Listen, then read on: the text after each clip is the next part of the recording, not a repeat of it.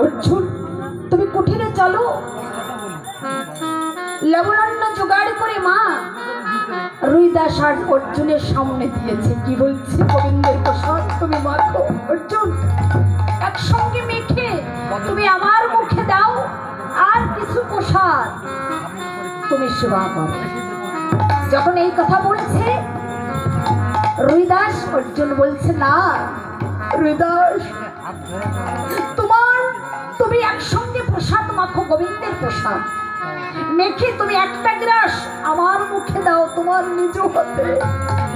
ওই বৈষ্ণবের উৎকৃষ্ট প্রসাদ পেয়ে আমার এই মতি অঙ্গ আমি সূচি করব। নিতাই গৌর প্রেমানন্দে। আর এই যে বৈষ্ণব সেবা হলো মা, সবাই বৈষ্ণবরা এসেছে, আমার রুইদাস এসেছে, যেমন আমার বাড়িতে দাদার বাড়িতে। এইবার বৈষ্ণবরা যারা বৈষ্ণব অন্যান্য বৈষ্ণব যারা এসেছে তারা বলছে রুইদাস এসছে বলে আমরা সেবা নেব না, আমরা সেবা নেব না, রুইদাসকে নিমন্ত্রণ করলে কেন? তখন যুধিষ্ঠির বলছে আমরা পরম বৈষ্ণব, রুইদাসকে তাড়াতে পারবো না, আমাদের চোখে বৈষ্ণব সবাই সমান। তাই তাহলে এবার কি করবে? বৈষ্ণবরা বলছে তাহলে রুইদাসকে এক পাশে আসন দাও, আমাদের আর এক পাশে আসন দিয়ে আমরা সেবা করি। তাই করেছিল, রুইদাসকে এক পাশে আসন দিয়েছিল আর অন্যান্য বৈষ্ণবরা আর এক পাশে বসেছিল মা। এইবার পরিবেশন করছে আমার দ্রৌপদী, পঞ্চম ব্যঞ্জন রন্ধ করে আজ বৈষ্ণবকে সব বৈষ্ণবকে পরিবেশন করছে, কিন্তু মনে দেখেছেন দিদা আছে।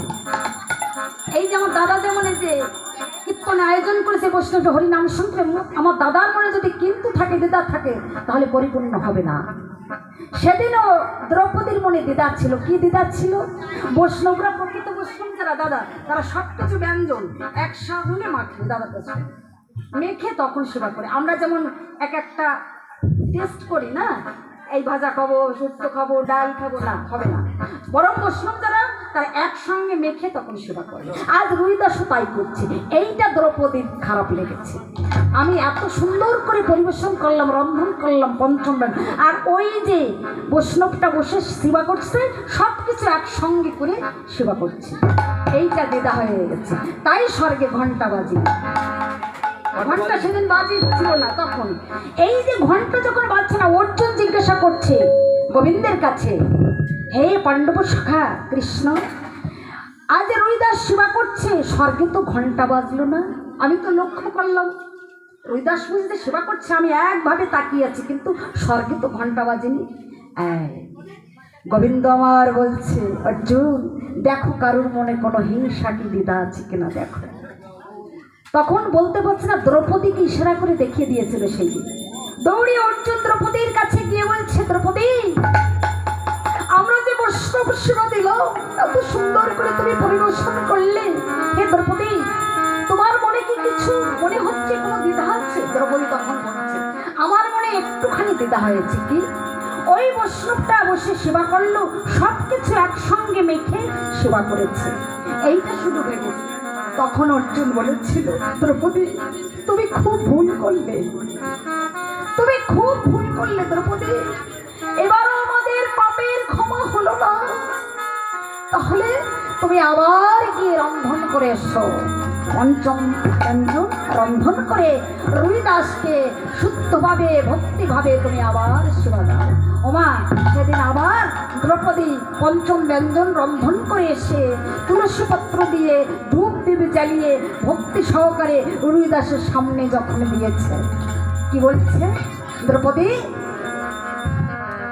মুচি হয়ে সূচি হয় যদি কৃষ্ণ তেজে, হে পরম বৈষ্ণব তুমি সেবা করো, তুমি ভক্তি সহকারে সেবা করো, তুমি আমাদের পাপ থেকে মুক্ত করো, হে পরম বৈষ্ণব। তখন রুইদাস বলেছিল, দ্রৌপদী তুমি এত দীনতা করো না, আমি অধম না। দ্রৌপদী বলেছিল, তুমি পরম বৈষ্ণব, তোমার প্রত্যেক গ্রাসে গ্রাসে ঘন্টা বাজবে, শঙ্খ ঘন্টা বাজবে, মঙ্গল ঘন্টা বাজবে স্বর্গে। তাই সবকিছু আবারও সেদিন মেখে, আর কৃষ্ণকে না দিয়ে তো জলটুকু খায় না দাদা রুইদাস মুচি, তাই গোবিন্দকে সেবা দিয়ে গোবিন্দের মুখে একটা গ্রাই দিয়ে রুইদাস মনের আনন্দে মা সেদিন সেবা করেছে। স্বর্গে ঘন্টা বেজে উঠেছে, তাই গৌরীর আনন্দে স্বর্গে যখন ঘন্টা বেজেছে, আর তখন পঞ্চ পাণ্ডব নয়ন জলে ভেসে ভেসে এই যে বৈষ্ণব সেবা দিল, পঞ্চ পাণ্ডবের পাপ থেকে মুক্তি হলো। নিতাই